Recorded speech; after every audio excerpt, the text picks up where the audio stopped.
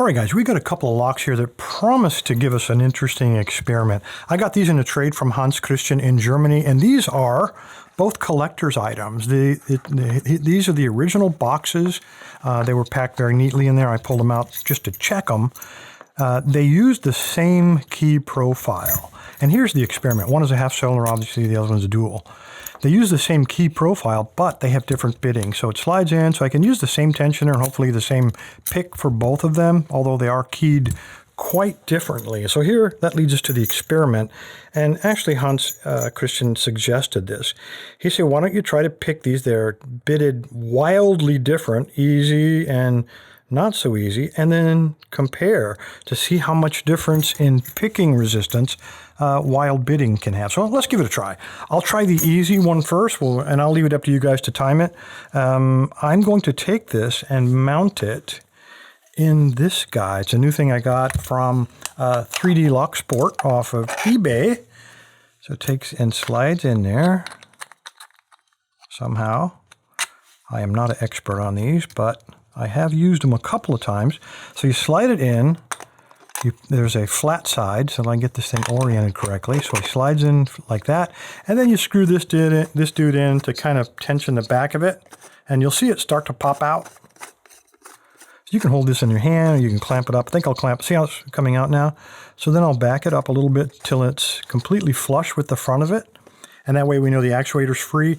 And then we take this little faceplate, just like it's installed on a door, and expose the front of it. So this is the easy bidding, would be this guy. Let me clamp him up, find out which tensioner we're going to use for these guys, pick a good, or choose a good pick, and then we'll measure it. Let's see what happens. All right, guys, I got that clamped up. This is the easy key 5-pinner. It works inside of there. The actuator is rotating freely, so it should be pickable. Let's see what we can do. I'm going to show you my options first. The first thing I'm going to try is bottom of the keyway, because if I take a pick, and I'll just grab one here, if I try to pick from the bottom of the keyway, I got some warding that's probably going to be in my way that'll prevent me from reaching the pin. So bottom of the keyway is not an option. I might as well use that space for my tensioner. This may or may not work. If it doesn't work, I have another option, and that would be this little guy, little homemade tensioner. I use them in Yales. You might think I put him in here and go clockwise, but because of that curve, it might roll him out. So instead, if I have to go to the top of the keyway, I'm going to put him on this side and pick it counterclockwise, because that way it'll wedge itself into the top of the keyway and it won't fall out. So let's try bottom of the keyway first. I'm going to use the long end just so it doesn't fall out. Pick-wise, I've got a couple options here as well. The first thing, it is a German lock, so I think we can pretty well assume security pins.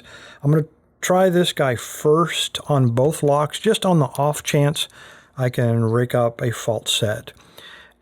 Whether I get a fault set or not after a few seconds, if this doesn't work, I'm going to move to probably this guy. And the reason I say probably is because I did take a look. Even from working on the side, I believe it's so paracentric that piece of warding might very well get in the way of even the 15,000th pick.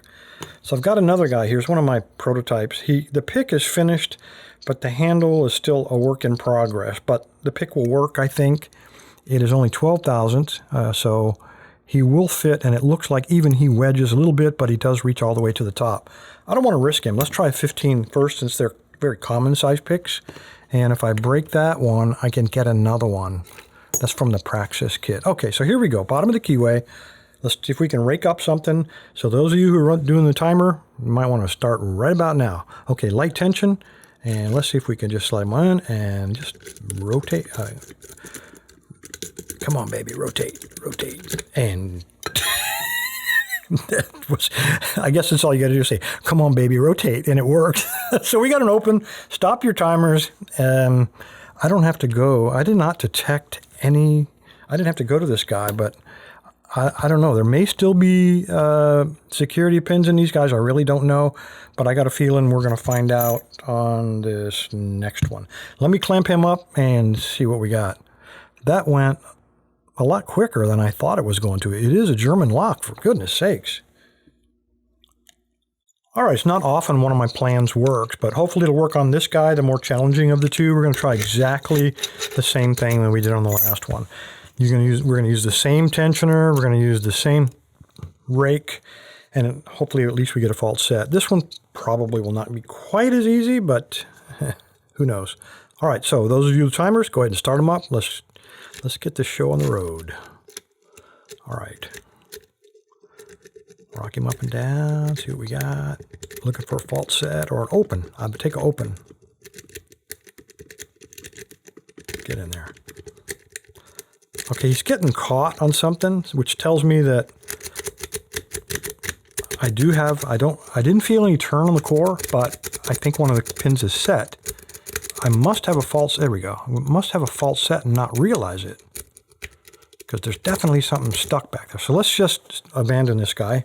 Let's move right to the single pin picking. See if I can find a binder. Or a counter rotation. If I have a fault set, I'm really looking for some kind of counter rotation. All springy. All right, let's go to the very back. Get in there. Get in there. Okay, that was pin 3. That was the feedback was very serrated-like on that one, because it was just a light touch and a ka-chunk as he kind of went to a deeper fault set. Same thing on pin 2, exactly the same thing just happened. I'll bet these have serrated, because I'm not getting counter rotation. What I can tell you is that 15,000 is not reaching all the way to the top, though. So I'm going to take this guy, if he's not too much of a hook, and see if I can lever him in there. Because there apparently is a low-cut one that is stopping the pick. That's what stopped the rake. And right there he is. Feels like pin 4 or 3. Wow, even this 12,000's having trouble reaching all the way to the top. Get in there.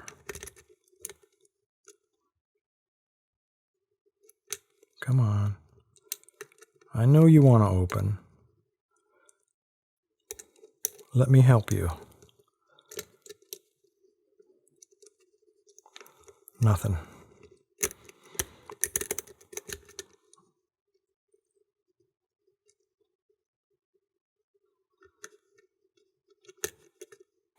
Okay, that was 5. And there we go.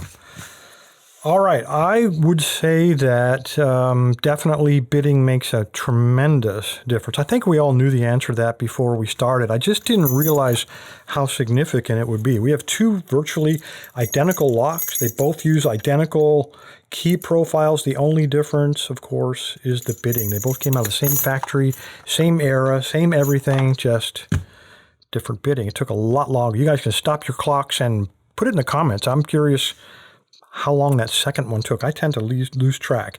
Anyway, guys, there you go. The Elkas from Hans Christian in Germany. Now I've got to find a collector to give these 2 guys to. Anyway, guys, appreciate your time. Stay safe. Stay legal.